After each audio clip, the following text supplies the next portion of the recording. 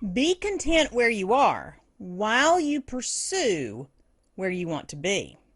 Contentment is a place of peace and hope for tomorrow, not a place of settled in the moment. Today on Growing Hope, we discuss the importance of contentment and the keys to how you can learn to stand as you define your unique heart seed. It's time for Growing Hope, the show determined to grow up hearts open to pursue the extraordinary. Because you are extraordinary! And now, live from a little cabin in the woods, nestled along Big Spring Creek, it's your host, Kathryn Lang. Hello and welcome to Growing Hope, where we are determined to stand bold in our unique design, no matter what the world throws at us. I am Kathryn Lang, your purveyor of snarky rainbows, tossing out a little twisted encouragement to keep you fueled for possibility living. The world is trying to convince you that you do not have a unique place. The world will go so far as to say that being unique is weird. And it's better and easier if you just conform to the rest of what they say is right. But you are unique. You are designed for a unique place in God's purpose. When you are doing what you are designed to do, even though the world is still trying to tell you how wrong you are, or when the world tells you that you're being reckless, or when the world tries to convince you that you're crazy. If you have been able to embrace your unique design, then you will be emboldened. You will be stronger and more comfortable in walking out your place. Uncovering your heart seed and unlocking its potential helps you find contentment even when things are not going the way you wanted or expected. You have the strength to stand and the peace that passes all understanding when you are content in your place and purpose. When you're walking out your heart seed, that unique design that only you can fulfill, then peace covers and comforts you and gives you the power that you need and the strength and the courage that's required to keep going despite what the world throws at you. And the world is going to throw things at you. The difference of a day lived in peace and a day lived in purpose is that focus on the source. When the world is your source, you sway towards the chaos because you are subject to the demands and the noise of the world. When the Lord is your source, you sway to the peace that passes all understanding of the world. The world can't understand what the heart seed grows because the world isn't aware of the heart seed. The world can't see it. And even if the world could see it, even if the world had that ability, the world wouldn't want to see it. The world wants things to conform to the world's design. And your heart seed will never conform to the world. The more you hold tight to that heart seed, the more you embrace the unique qualities and abilities and joys that reside in you, and the more you understand that your heart seed, your uniquenesses were planted in you at the beginning of time, then the better you're equipped to stand against the world's demands. Contentment is a place of strength. It is having the rug pulled out from under you or getting caught up in the midst of the storm and still being okay. Now, it's not about being happy in those moments, but about being okay. Having a piece of peace. And that peace allows you to hold tight to hope and to plan for tomorrow. When you find contentment, then you set a foundation for living out of life of more than the moment. When you are struggling to go against the world that declares it is impossible, just remember this one thing. You are following the direction of a God of the impossible. You're not limited to what the world says, or to what the world knows, or to what the world says is okay. You are designed to live beyond those limits, to live an extraordinary life, and to live out your unique place in God's purpose that was designed just for you to live. It's a lot easier to stand strong in your big dreams and to stand against the pushback of the world when you truly know the one that's on your side. The sand is constantly shifting, and life is always spinning. So you need to create a foundation strong enough to brace you up against those storms. Because the storms are going to happen. Sometimes, though, even though the storms are difficult, sometimes those storms are necessary. I mean, did you know that a hurricane, even though it costs thousands of dollars of damage and it can kill people and it's just not a pleasant experience, it's also a vacuum. It's designed to vacuum out the debris and the silt that clogs the mouths of the rivers so that the rivers are navigable. There's a purpose behind the storm. It isn't necessary to like what the purpose is or to like the storm, but it is beneficial to understand that sometimes the storms are necessary. Sometimes the circumstances of your life are necessary. Sometimes they are beneficial because you have to stop. You have to look at them from a different angle, and you have to allow those circumstances to help you see new potentials. We learn to stand when we learn to be flexible, focused, and grounded in hope. Hope makes the difference. So first, know your facts. Know the facts of who you are and whose you are. When you understand those foundational facts, that information is what you use to stand strong against what's going to come against you, because things are going to come against you. I was in a Wednesday night study when the pastor asked the question, who in here is perfect? Now, I believe that the question, in hindsight, I believe it was supposed to be rhetorical. And I probably knew it a little bit even then when he asked it, but that still didn't stop me from answering it. I raised my hand for emphasis and said, I am. And the pastor stopped in his tracks and he just stared at me. And then he said, no, you're not perfect. And I smiled because I knew whose I was and I knew who I am in him.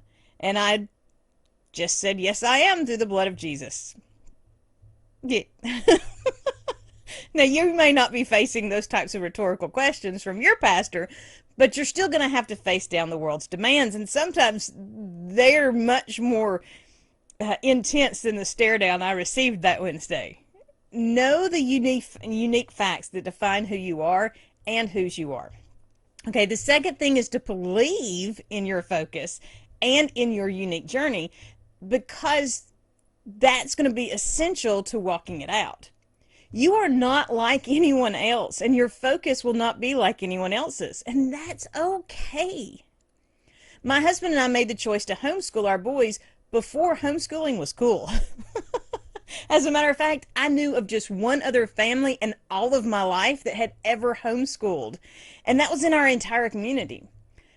I suspected there were more, but I had no direct knowledge of them. And we got a lot of pressure from people around us to follow the traditional path. But we believed in our focus, and that gave us the strength to stand against the pressure to conform. The third thing is to expect the opposition. When you do what you are uniquely designed to do, there will be people that don't understand. And when people don't understand, they will often oppose, and sometimes pretty aggressively. So be prepared. My first book was published in 2011, and it was an independent production. We independently published it, but my husband and I worked together with several different editors, a slew of beta readers, graphic designers, and formatters so that we could produce the product that we ultimately released. It didn't matter what we had put into it. There were people I knew in the industry that negated the book, simply because of the path we chose to publish it. Those same people only acknowledged the traditional route of publishing. You know, it's kind of that we've never done it that way before. Even though that publishing path was changing almost at every instant that you turned around. And they even leaned more towards the top 5 companies in the industry as the only legitimate path.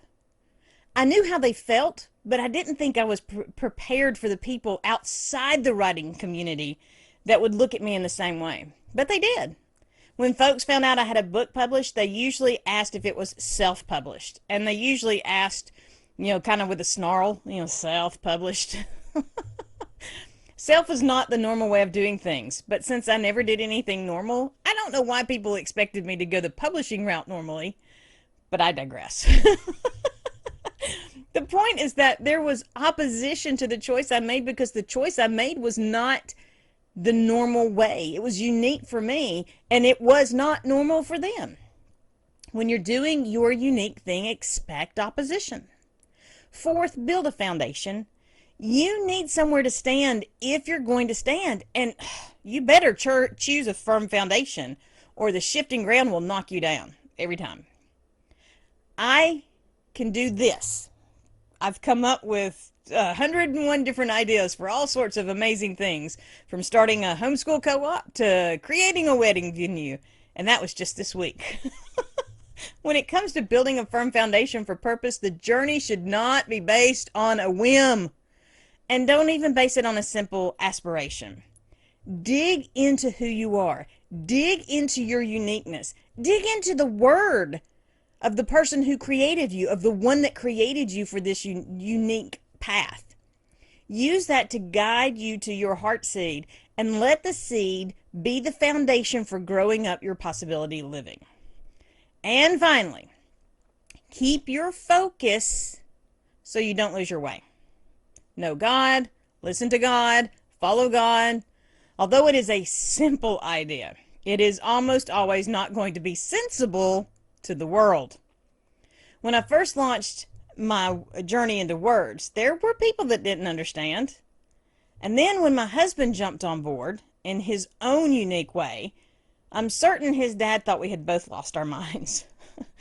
It just wasn't sensible to the world for us to do what we were doing. And there were times when it didn't make sense to us, but we kept on doing. They wanted us to do it their way because their way was the right way. And ironically, their ways were different from each other.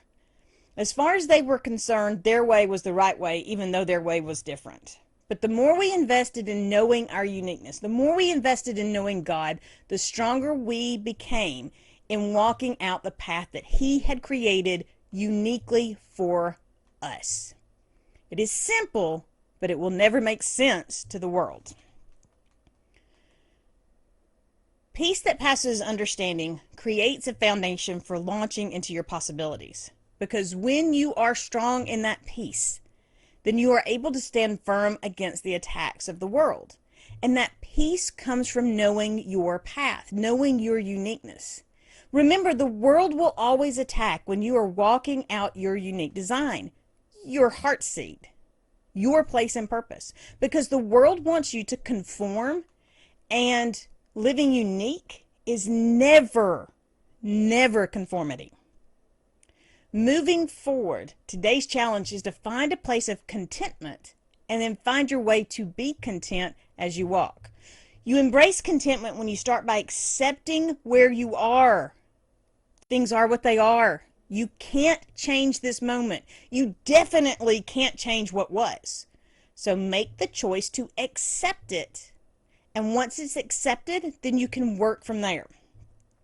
You embrace contentment when you hope for more. Because tomorrow is a new day. For that matter, the next moment is a new moment. Hope resides in the realization that the new is waiting for you. You embrace contentment when you focus on the little bits instead of demanding it all right now. Each little bit you add to your journey moves you closer to your place and purpose. Thank you so much for joining me for today's Growing Hope. Sharing with you ignites my pursuit of purpose. It creates a peace for contentment for me, and it makes me smile. It's amazing how much power a smile can create. I look forward to hearing from you about your journey. So connect with me over at the Growing Hope Radio Facebook group or visit snarkyrainbows.com. And if you've missed any of the Growing Hope episodes, you can always catch up by watching, listening, or engaging at growinghoperadio.com. Be bold in your stand because you have a uniqueness that this world needs. I am Kathryn Lang, your Rainbows and Lollipops host, because every day holds a promise of more and every action contains the power of possibility. It is not about what the world says or even what the world shows. The strength of hope and encouragement will and does push through the limits and the walls of the world. My prayer is and always will be that the words I share are helping establish foundations of hope that will shatter the delusions of the world around us. Until next time, be blessed and be a blessing. Thank you for joining us for Growing Hope with Kathryn Lang, where we are sharing hope, encouragement, and inspiration to do more. Visit www.kathrynlang.com to invite Kathryn to be part of your event or to share your own stories of possibility living. Until next time, remember that a seed of hope planted and nurtured will grow up into a world of possibilities.